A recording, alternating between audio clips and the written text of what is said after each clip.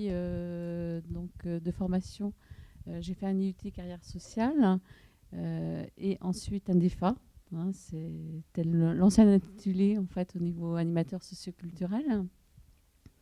Donc moi en fait j'ai commencé l'encadrement à l'âge de 16 ans, j'ai encadré des jeunes et à 17 ans j'ai passé mon BAFA.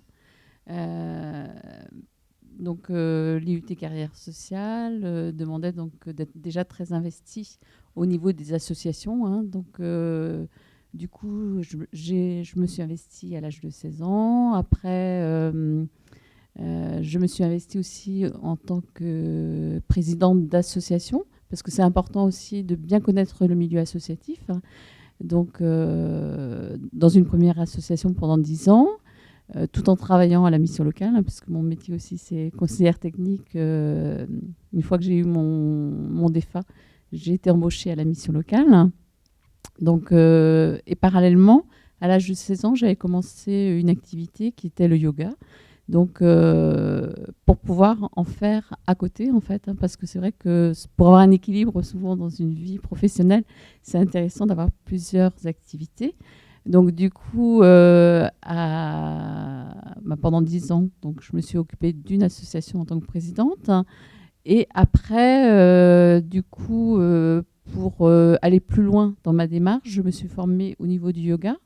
Et du coup, j'ai pu intervenir sur du yoga enfant par rapport à une ville qui n'est pas très loin de Pontivy, le samedi matin, en yoga loisir. Hein. Parallèlement, l'année dernière, quand les TAP ont commencé à se mettre en place, je suis intervenue également au niveau des TAP. Et ce que je veux dire, c'est que l'investissement associatif, il est toujours très important. C'est vrai que pendant une vingtaine d'années, on a fait les recrutements, par exemple, par rapport au BAPAT, sur Mur de Bretagne, où là, c'était un diplôme de niveau 5 qui permettait justement d'aller sur des métiers du plein air. C'est vrai que dans le recrutement, une des premières choses qu'on posait comme question, quel est votre investissement au niveau associatif ?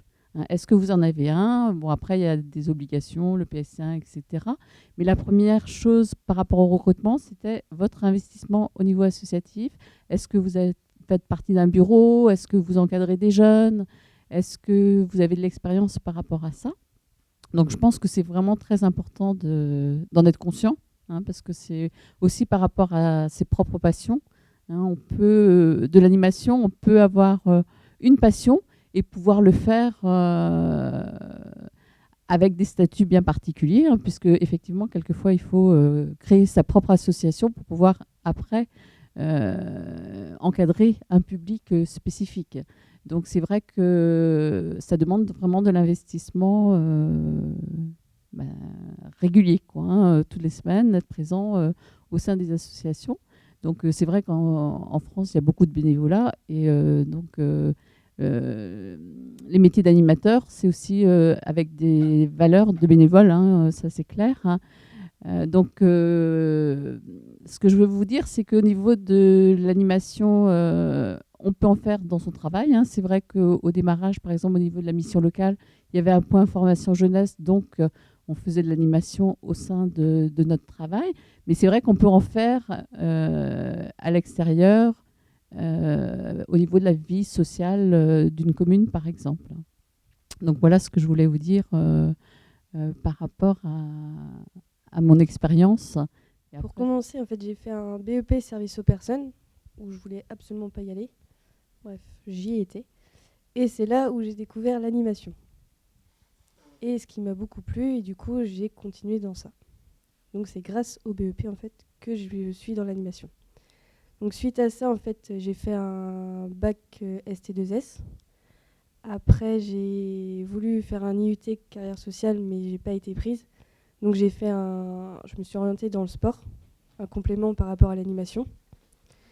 Donc j'ai obtenu mon DUST éducateur sportif.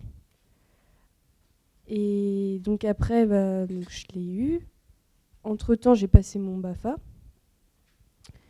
Et après avoir eu mon diplôme, du coup, en fait, je trouvais pas forcément de travail dans l'animation, ni vraiment dans le sport. Donc j'ai travaillé un peu à l'usine. Et pendant ce temps-là, j'ai passé mon BAFD, le diplôme pour être directeur d'accueil, en fait. que je vais terminer bientôt là. Donc j'ai fait 1 an d'usine, ensuite j'ai travaillé, j'ai été prise en tant qu'animatrice pour l'étape à Pontivy et que j'ai dû quitter pour trouver un poste à la Maison des Jeunes de Loudéac.